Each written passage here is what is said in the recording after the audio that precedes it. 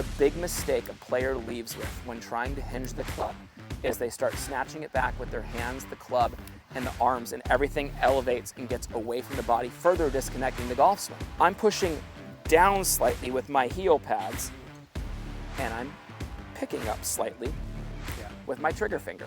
Thumbs up, heel pads down. It's creating that L, keeping the hands and body together. Like, look at how my hands and the center of my body are working together. And the pace of that hinge is happening at the pace of my turn. So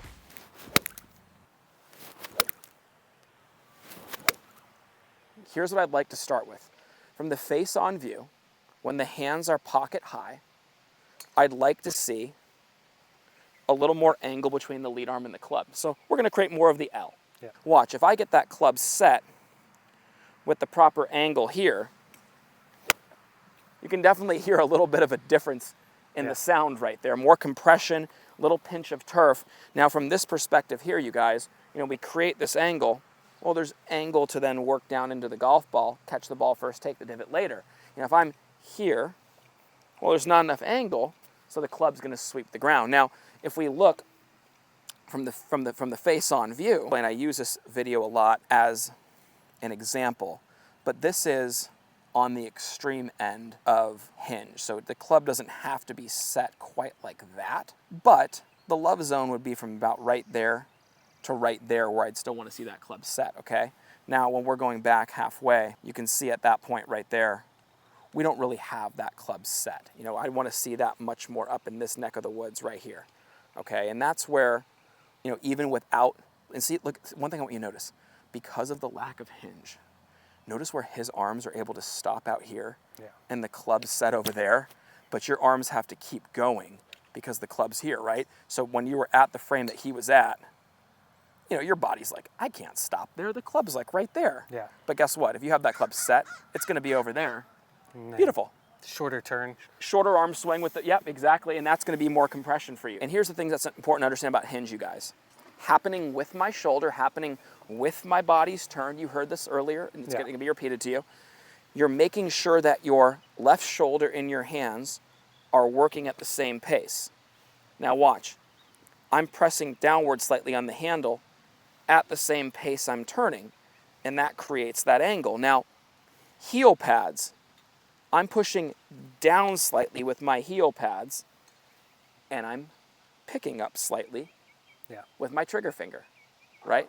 So you can see that thumbs up, heel pads down, trigger fingers up, that feeling.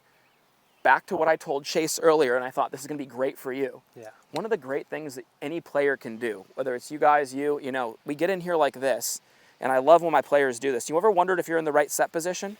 We'll just go like this. Set it, and just rotate back through impact. That was me not trying to do anything right there other than just simply rotate from where I was, and you saw that literally went dead straight. Most important message when hinging the club. It's not happening independently of your body's turn. It's happening with your body's turn. Kev's back there shaking his head like this because we've seen it all, okay? The big mistake a player leaves with when trying to hinge the club is they start snatching it back with their hands, the club, and the arms, and everything elevates and gets away from the body, further disconnecting the golf swing. Yeah. So teaching somebody to hinge the golf club needs to be it needs to be something that's very carefully explained. Yeah. It's not as simple as just creating an L. It's creating that L, keeping the hands and body together. Like, look at how my hands and the center of my body are working together, and the pace of that hinge is happening at the pace of my turn. Everything else looks good. We're gonna get a little bit of this rehearsal going. I want to see you be able to take it back halfway, do some little 3/4 shots where you can really feel that contact right there. You see how I was able to set it and immediately drive the handle and my hip through the golf ball? What I mean by that is once I set it, the handle and the hip and grip I call it, one drives through, the other one rotates back, but you have that angle now to compress the golf ball and hit it on line, okay? So let's get it going. Good rehearsals, that's all I care about to start with. Good, buddy. Yes.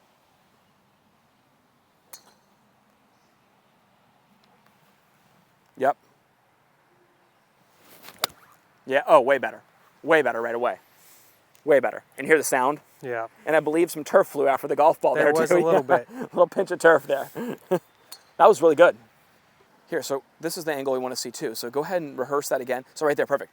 See how we're seeing a little bit more of an L here between the two. So if you went back a little further, you almost see a perfect right angle there.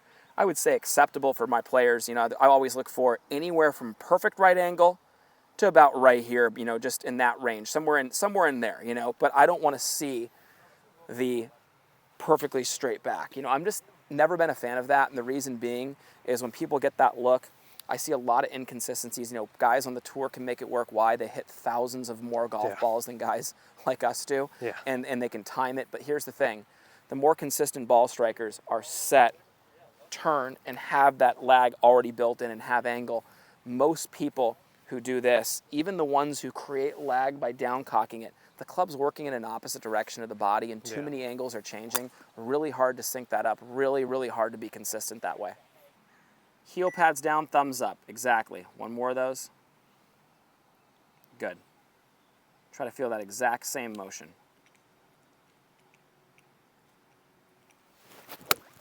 Awesome swing, dude. Way better.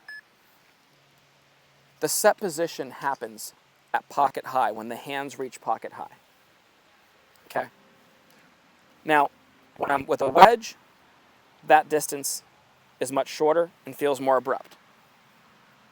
When I'm wider with a driver and the hands are forward in my stance, addressing a ball that's there and not back here, well, guess what? Now I have about twice the distance to cover to get to that same spot. So once again, it feels more subtle. It feels not as abrupt, but it's the same amount at the same place. Okay? Fighting a little bit of tennis elbow. And golfers. And we'll call it golfers elbow on the right side. And you just feeling it in here? Yeah. Okay. Where exactly, specifically? I mean, I get it here. You get on top and you know, in the forearm and whatnot too. Yep. So we have Cody Smith, CS1 Fit. You guys can follow him on Instagram. He's just the best trainer that we've ever come around, and great friend of ours, and all of our players work with him locally. A couple things he always preaches: constantly massaging the forearms, like just loosen these babies up, they get tight. And then he also is big on getting the lacrosse ball. For us golfers, you can use a golf ball, get it in there, and then start rolling it out both sides, you know. At Forzak Golf, we take a lot of pride in having developed some of the best and most consistent golf swings on the planet. We do this through simplicity. Our Full Swing Masterclass will take you on a step-by-step, easy-to-understand process on how to get your golf swing better than ever. Join the many before you who've utilized our Full Swing Masterclass to take their games to the next level and beyond.